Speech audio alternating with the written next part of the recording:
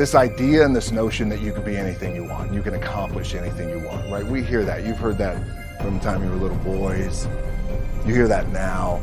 You're already incredibly accomplished. You can win an NBA championship, MVP of the league. You could become president. You could become governor. You could be in entertainment. You could do Charles, and you could do Shaq. You could do that. You could do whatever you want to do. You guys know that. The thing that has worked for me is to remember the hard times. So, and I'm sure you guys all have your processes. And again, I'm going to tell you what's worked for me. So before a big movie comes out, before, back in the days when I was wrestling with WWE, a WrestleMania match, anything big that would happen, I would always take a moment and I'd just remind myself, all right, I was evicted when I was 14. We were kicked off the island. We couldn't live in Hawaii. Had no place to live. A lot of shit happened then when I moved to Nashville. I was arrested multiple times by the time I was 16 years old. Like, I remember that. If I were playing on this team, which my skills are, what's that term? Oh, the shits. So I would play. But before I lace up, before I get on the court, before I play in these big games, before I go to the Staples Center, where history is, those are historic walls there at the Staples Center. I would remember that, and it allows me then to be present in the moment and understand, holy shit, this stuff I have around me right now. This is the shit that I dreamed of when I was a kid. I am here. I played for University of Miami, played great teams. Warren Sapp, Ray Lewis, they were my teammates. They were balling. Warren Sapp was playing tight end at that time. I was starting defensive tackle. Yeah. They moved him over to D-line. And he looked at me, he's like, yo, dude, I'm gonna take your spot. I said, you ain't taking my fucking spot. He said, I'm gonna take your spot. We battled, and he took my spot. Now you can imagine how that fucked with me, because there goes my opportunity. He went in, switched to defensive tackle, lit the world on fire. Well, what that did, it crushed me, and it crushed my dreams. I had a piss poor senior year, zero production, no NFL, no combine invite, nothing. Finally went to the CFL, Calgary Stampeders, making $250 a week Canadian. I had to send that shit home to my wife at that time. Had no money. So I remember that. When I got cut from Canada, I had $7 in my pocket. And I always tell that story. So now my production company is $7, advertising agency is $7, everything is $7. So I always remember that. What helps me is to keep the hard times in the front of my mind, because it allows me to go into these big moments that I've worked my ass off, and you guys have worked your ass off. It allows me to go into these big moments with a different perspective. What it also does for me, and again, this is what works for me. Like, I keep my back, excuse my language, my back is up against this every day. It's against this wall. Excuse my language.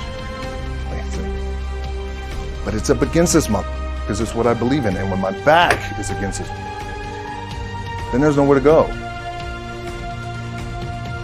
but that way. That's it. So I feel like this could be something, an ideology and mindset that could help you. Could, if you look at it that way. Because you made it already. We made it. We're successful boys, and we're lucky boys to be where we're at. Oh, you guys made it. Everybody's rich in the room. Nobody's gonna get evicted anymore. Anything you got, there's no more money problems, right? You got a lot of hands out now.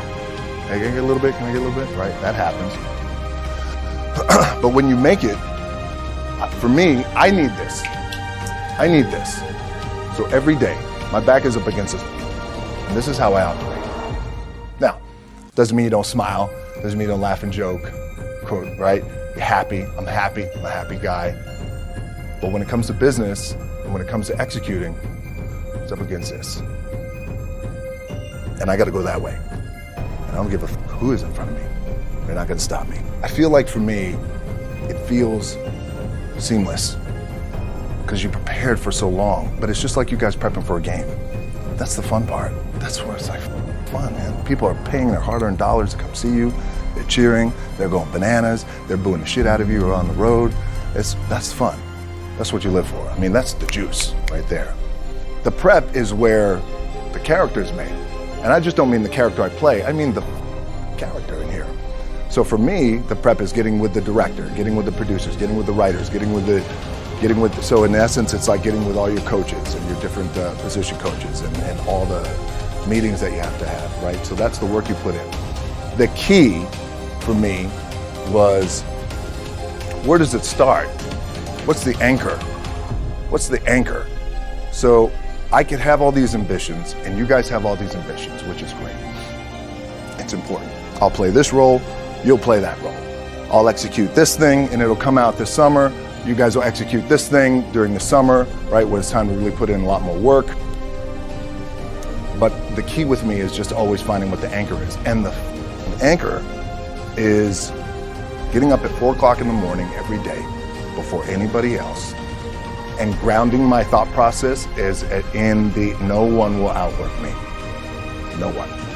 I love and I respect you guys. Won't outwork me. All starts with this. 2 hands, putting it to work. The anchor for me has always been the work in terms of the weight room training. So when I first started wrestling, I was 6 years old, rolling on the mats with my dad. My old man, a lot of you guys will know this. Yeah, Rocky Johnson. My old man was Rocky Johnson. He was the first black WWF at that time. First black WWE tag team champions with Tony Atlas back in 1983. My uncles were wild Samoans. I come from a long line of pro wrestlers. But before the wrestling part happened, I was just in the gym putting in the work. At 6 years old, rolling around on the mats. And finally when I could touch weights at 13, that's what I was doing. But the weight part for me and the gym part has always been, has to be the anchor. Look, at the end of the day, like again, it's the kind of stuff that I talked about at top is I have to hold on to my dad in his pickup truck came down 4 o'clock in the morning, picked me up in Miami from Tampa. We lived in a little shitty apartment in Tampa. He drove down in his little pickup truck to Miami to get me when I was cut from the CFL. I was driving up I-75. I don't know if you guys are from Florida, any of you guys, if you know, it's I-75 is like, especially down in Florida, Alligator Alley. I'll never forget it. It's 4 o'clock in the morning. And I thought, well, I leave home like you guys left home. I'm ready to tackle the world, to get after it, achieve my dreams and goals. Crushed by 22, 23 years old. Now I got to move back in with my mom and dad. I played on great teams though. Wait a second, this is not supposed to be my future. I'm supposed to be in the NFL right now. I'm supposed to be making a lot of coin and buying my parents shit, buying me shit, taking care of my wife, but it never happened. So I pulled out my wallet. I thought, well, let me see how much money I had. I opened it up. I had a 5, a 1, and change. I'm not gonna round, well, at least I rounded up to $7. But I thought, God, ain't this a bitch? I got $7 in my pocket. Where the f do I go now? What do I do? I can't go back to CFL because the point comes where you hear that voice, big run's over. You're done, right? So I heard that voice. So as Coach was saying, man, I hold on to that shit. I'm telling you, my back is up against this. We laugh, we joke, we have a good time. Press is always fun to do. Sometimes you got to make it fun. That's another thing. You got to do your best to make press fun if you can. But my back is still up against this. Do not forget it. What this also helps me do, and again, it works for me, is at some point you got to be tired of not being number one. You have to be, and you got to play angry. And I play angry. Now I'm cool and calm with my approach, and when I step out on my field, which is a set or like there's some, and you're always gonna have haters, and haters are like, well, damn man, how many movies are you gonna make, or how much shit are you gonna do? Like, you do a lot of shit. I say, yes, it's my ambition. Of course, why not? I could do it. Yeah, I love what I do. And not only that, but in what world do we not work every day? Doesn't mean, it's just like you guys in the off season. You gotta work every day. It doesn't end. My back is up against this thing, and I started to play angry, by the way, and I still play angry.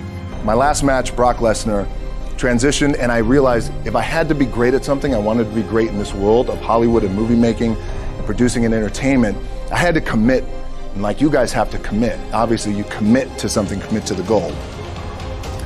So I quietly retired 2 years later, I thought, what did I do with my career? Because my movies were not doing well. I was written off. It was around 2006, 2007. I was like, God damn. I pulled a Jim Brown. I left when I was on top, like #1 in the wrestling business, and I left. It was a ballsy, gutsy, some call it stupid move, but I had to commit and I had to follow what was in my gut. And at that time, I'll share this with you guys, and Will Smith is my boy, and I sat down at that time with the agency I was with, and they said, what do you want to accomplish? I said, I want to accomplish the world. I want the world, and I want Will Smith's career, and I said, and I mean this respectfully because I know he's here at this agency with us, I want to do it bigger and better. And they looked at me like I had 3 heads, and they were like, okay.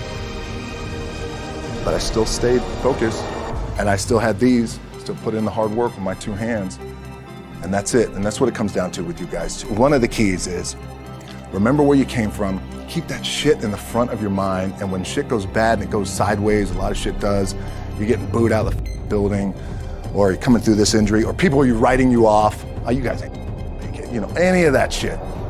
You gotta keep it in here. And it really has to, it should drive you.